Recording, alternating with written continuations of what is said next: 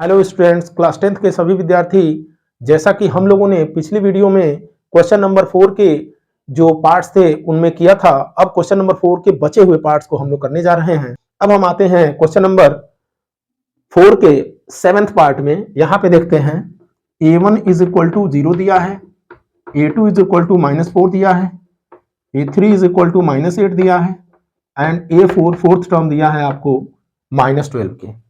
यहाँ पे आप a2 माइनस a1 करें। a2 माइनस a1 जब आपने किया तो क्या हो जाएगा, -4 of -0 that is equal to -4 हो जाएगा। a3 माइनस a2 जब आप करेंगे -8 और -4, और जैसा कि देख पा रहे हैं ये हो जाएगा -8 + 4 दैट इज इक्वल टू -4।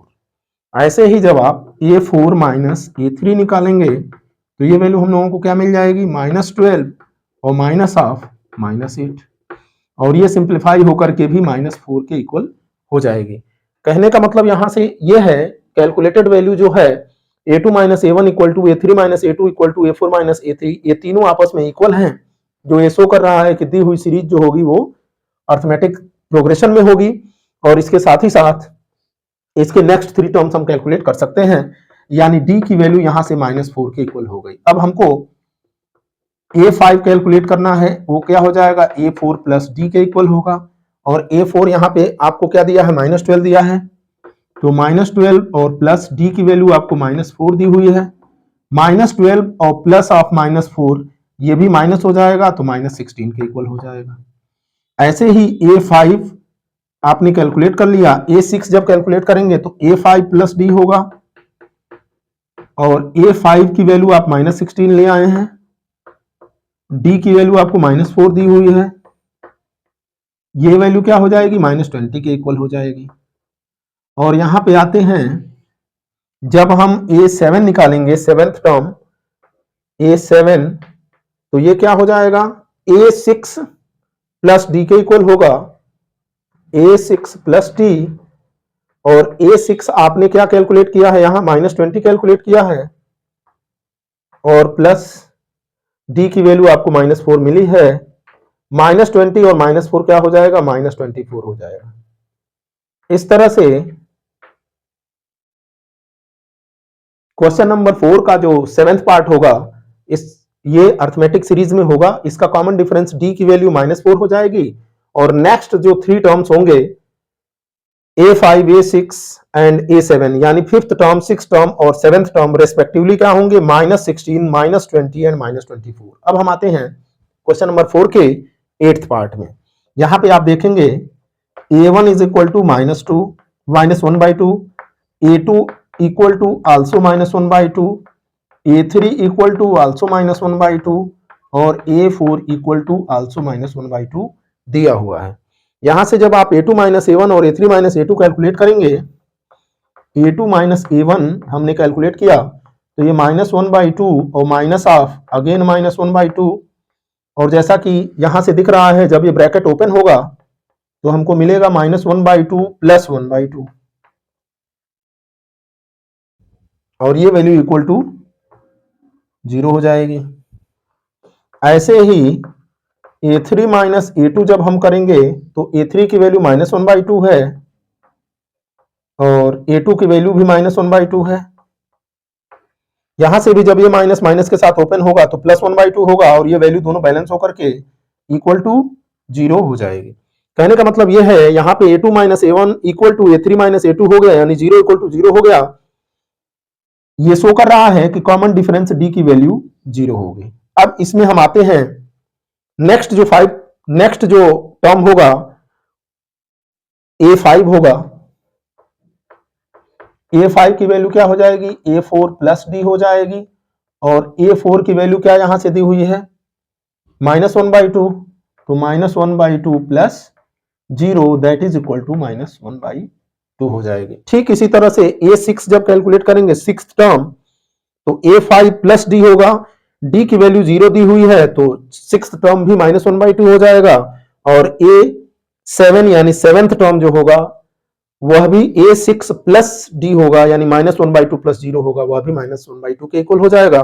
कहने का मतलब यह है कि ये सीरीज क्या है, अर्थमेटिक प्रोग्रेशन में है, समांतर श्रेणी में है, जिसका common difference d equal to 0 है। और आगे के जो 3 टर्म्स हैं वो क्या है, -1/2, -1/2, -1/2। अब आइए हम क्वेश्चन नंबर 4 के 9th पार्ट में चलते हैं। 9th पार्ट में आपको a1 इज इक्वल टू 1 दिया है, a2 इज इक्वल टू 3 दिया है, a3 इज इक्वल टू 9 दिया है और a4 इज इक्वल टू 27 दिया हुआ है। यहां से आप कैलकुलेट करिए, a2 माइनस a1 क्या हो जाएगा, 3 minus 1 that is equal to 2 हो जाएगा। a3 माइनस a2 जब कैलकुलेट करेंगे 9 minus 3 that is equal to क्या हो जाएगा, 6 हो जाएगा। और a4 माइनस a3 जब कैलकुलेट करेंगे तो 27 माइनस 9 होगा और ये वैल्यू हो जाएगी 18 की।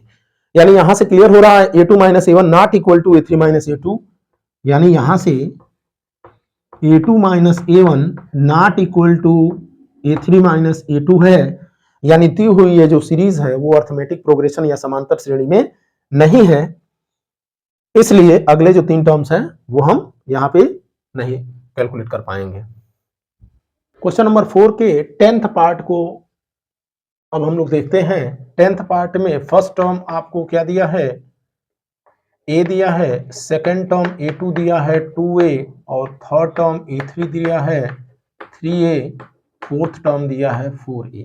यहाँ पे a2 माइनस a1 क्या हो जाएगा, 2a माइनस a हो जाएगा, 2a minus a that is equal to a हो जाएगा। a3 माइनस a2 क्या हो जाएगा, 3a minus 2a that is also equal to a हो जाएगा। और a4 माइनस a3 ये क्या हो जाएगा, 4a minus 3a that is equal to a हो जाएगा।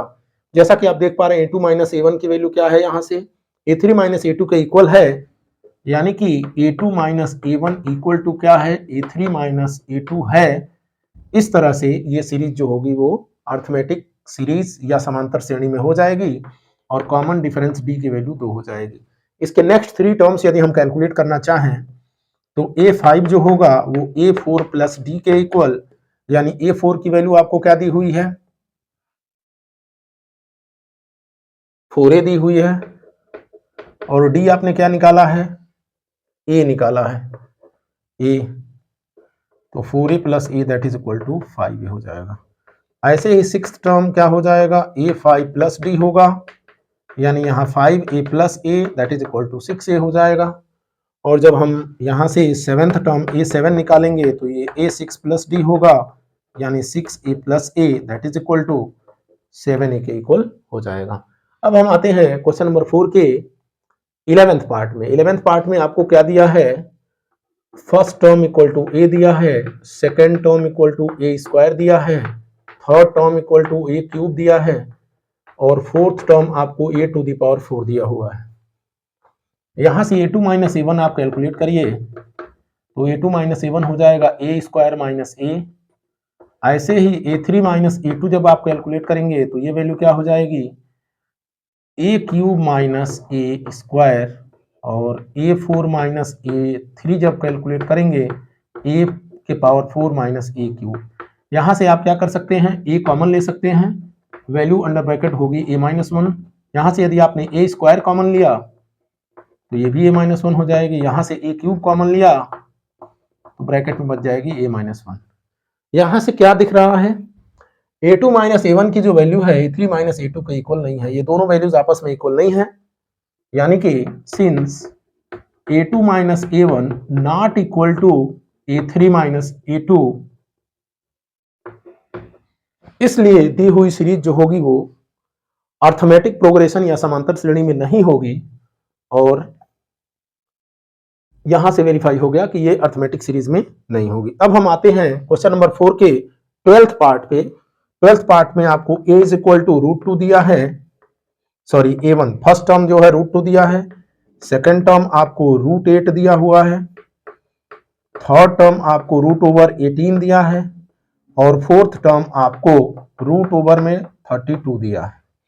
हम इसको थोड़ा सा सिंप्लीफाई कर लेंगे, a1 को √2 रहने देंगे, जब a2 को हम यहां से √8 को सिंप्लीफाई करेंगे तो 8 को हम लोग क्या कर सकते हैं, अंडर रूट में 2 इंटू 2 इंटू 2, एक पेयर बाहर निकालेंगे तो ये हो जाएगा 2√2। ऐसे ही जब a3 को हम बाहर करेंगे यहां से, तो ये वैल्यू हमारी क्या हो जाएगी, √18 है, ये क्या हो जाएगी 18 इज इक्वल टू 3 इंटू 2, और ये पूरी वैल्यू अंडर रूट में है, तो 3 और 3 का 3 पेयर में है, एक 3 बाहर निकलेगा, अंडर रूट में हो जाएगा, ये हो जाएगा 3√2। ऐसे ही जब फोर्थ टर्म आप निकालेंगे तो ये हो जाएगा 4√2। 4 जब भीतर जाएगा तो 4 4 जा 16, 2 जा 32 हो जाएगा। अब इसके बाद हम कैलकुलेट कर लें a2 minus a1। a2 minus a1 जब करेंगे तो 2√2 माइनस √2, यानी सेकंड टर्म 2√2 है, फर्स्ट टर्म आपको √2 दिया है, 2√2 से जब √2 आप सब्ट्रैक्ट करेंगे तो आपको मिल जाएगा √2। इसी तरह से जब a3 माइनस a2 आप कैलकुलेट करेंगे तो आपको क्या मिलेगा 3√2 माइनस √2 2√2 मिल जाएगा, और जब 3√2 माइनस 2√2 होगा तो यह वैल्यू भी √2 के इक्वल होगी। यहां से आपको क्या मिल गया a2 minus a1 equal to a3 minus a2, और जब आपस में ये इक्वल हैं यही कॉमन डिफरेंस होता है। कॉमन डिफरेंस की वैल्यू आपको √2 मिल गई, और जब ही कॉमन डिफरेंस की वैल्यू √2 आपको मिली, क्या कर सकते हैं आप, नेक्स्ट जो 3 टर्म्स हैं वो आप कैलकुलेट कर सकते हैं। यहां पे हम a5 जब करेंगे तो a5 की value a4 plus common difference d होगा, d की वैल्यू आपको √2 मिली है, और a4 की वैल्यू आपको 4√2 मिली हुई है, तो यहां से 4√2 इक्वल प्लस √2 क्या हो जाएगा 5√2 हो जाएगा। और यदि 5√2 को आप होल क्वांटिटी को अंडर रूट में लिखना चाहें तो 5 5 जा 25 और 2 जा अंडर रूट में ये 50 भी हम इसको लिख सकते हैं। तो आंसर के रूप में आप ये भी लिख सकते हैं और ये भी लिख सकते हैं। ऐसे ही हमने a6 जब कैलकुलेट किया तो ये हो जाएगा a5 प्लस d, और a5 की वैल्यू आपको मिल गई है 5√2, और अगेन जब √2 होगी तो ये हो जाएगा 6√2, और 6√2 को टोटल वैल्यू यदि रूट में लिखना चाहें तो हम लिख सकते हैं 36 इंटू 2, यानी √72 हो जाएगा। ऐसे ही जब a7 होगा तो ये a6 प्लस d के इक्वल होगा, और a6 आपको मिला है 6√2 और प्लस √2 यानी 7√2 हो जाएगा, और ये वैल्यू 7 को जब भीतर भेजेंगे तो 7 7 जा 49, और 49 इंटू 2 हो जाएगा 98, अंडर रूट में 98। इस तरह से क्वेश्चन नंबर 4 के 12th पार्ट का जो आंसर होगा वो आपको क्या मिल जाएगा, दी हुई सीरीज जो होगी वो अर्थमेटिक सीरीज या समांतर श्रेणी में होगी, इसका सर्वांतर या कॉमन डिफरेंस डी जो होगा वो √2 के इक्वल हो जाएगा, और इसके जो नेक्स्ट 3 रेस्पेक्टिव टर्म्स हो जाएंगे वो √50, √72 एंड √98 के इक्वल हो जाएगा। आते हैं क्वेश्चन नंबर 4 के 13th पार्ट पे। यहां पे आपको क्या दिया है, फर्स्ट टर्म √3 दिया है, √3 दिया है, सेकंड टर्म आपको क्या दिया है √6 दिया है, थर्ड टर्म आपको क्या दिया है √9 दिया है, और फोर्थ टर्म √12 दिया हुआ है। यहां से आप a2 माइनस a1 करें, a2 माइनस a1 जब आपने किया तो √6 माइनस √3 हो गया, और a3 माइनस a2 जब करेंगे तो ये वैल्यू क्या हो जाएगी √9 माइनस √6 के इक्वल हो जाएगी। और यहां से आप देख पा रहे हैं, यहां से a2 माइनस a1 जो है वो a3 माइनस a2 के इक्वल नहीं है, इस वजह से ये जो सीरीज दी हुई है ये अर्थमेटिक सीरीज या समांतर श्रेणी में नहीं है। क्वेश्चन नंबर 4 के सेकंड लास्ट पार्ट यानी 14th पार्ट पे आते हैं। 14th पार्ट में हम लोगों को दिया हुआ है 1 square 3 square 5 square 7 square dot dot dot, ये चेक करना है कि अर्थमेटिक सीरीज या समांतर श्रेणी में है कि नहीं। तो यहाँ से a1 इक्वल टू हमको मिल गया 1 square that is equal to 1, a2 equal to मिल गया हमको 3 square that is equal to 3 3 जा हो जाएगा 9, और a3 इक्वल टू मिल गया 5 square that is equal to 5 into 5 हो जाएगा 25, a4 is equal to 7 square, और ये वैल्यू 7 7 जा 49 हमको मिल गई। अब यहाँ पे हम आते हैं, पहले a2 माइनस a1 कैलकुलेट करते हैं। a2 माइनस a1 जब कैलकुलेट करेंगे तो हमको मिल जाएगी value 9 minus 1 that is equal to 8। और a3 माइनस a2 जो होगी वो वैल्यू क्या मिल जाएगी, a3 आपको दी हुई है 25 और a2 आपको दिया हुआ है 9। 25 से जब 9 जाएगा तो ये वैल्यू आपकी क्या हो जाएगी, 16 के इक्वल हो जाएगी। ऐसे ही यदि a4 माइनस a3 कैलकुलेट करें तो हमको मिल जाएगा 49 माइनस 25। यहां पे आप देख पा रहे हैं ये वैल्यूज आपस में इक्वल नहीं हो रही हैं, ये वैल्यूज आपस में इक्वल नहीं हो रही हैं, जिससे ये क्लियर हो रहा है कि दी हुई सीरीज ये जो है ये अर्थमेटिक सीरीज या समांतर श्रेणी में नहीं है। अब हम आते हैं क्वेश्चन नंबर 4 के लास्ट 15th पार्ट पे। यहाँ पे आपको a1 की वैल्यू 1 स्क्वायर है दैट इज इक्वल टू 1 होती है, a2 की वैल्यू 5 स्क्वायर है दैट इज इक्वल टू 25 होता है जो यहाँ पे हमने किया है, a3 is equal to 7 square है और 7 स्क्वायर की वैल्यू आपको मिल जाएगी 49 के इक्वल, और ऐसे ही a4 की वैल्यू आपको 73 यहाँ पे दिया हुआ है। अब आप करिए यहाँ a2 माइनस a1 निकालिए जैसा कि पहले के क्वेश्चंस में हम लोगों ने कैलकुलेट किया हुआ है। a2 माइनस a1 जब हम कैलकुलेट करेंगे तो 25 माइनस 1 होगा दैट इज इक्वल टू 24 हो जाएगा, और a3 माइनस a2 क्या होगा 49 और माइनस 25 हो जाएगा, ये भी 24 हो जाएगा। a4 माइनस a2 a3 ये क्या हो जाएगा, a4 की वैल्यू आपको 73 दी हुई है और a3 की वैल्यू आपको 49 दी हुई है, a3 49 दी हुई है,